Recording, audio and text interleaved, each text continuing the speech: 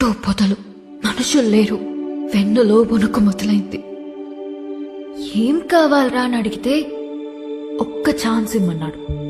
ఎలాగో ఎస్కేప్ అయ్యి ఇంటికొచ్చాను గాని వణుకు మాత్రం తగ్గలేదు.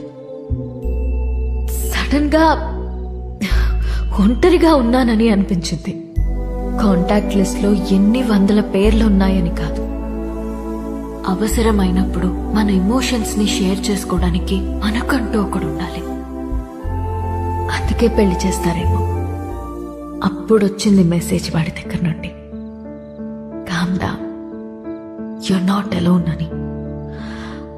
ఆ ఒక్క మాట నాకు ధైర్యాన్ని ఇచ్చింది.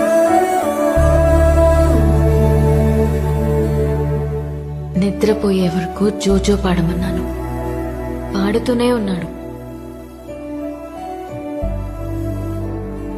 చాలా రోజుల తర్వాత ప్రశాంతంగా పడుకున్నాను.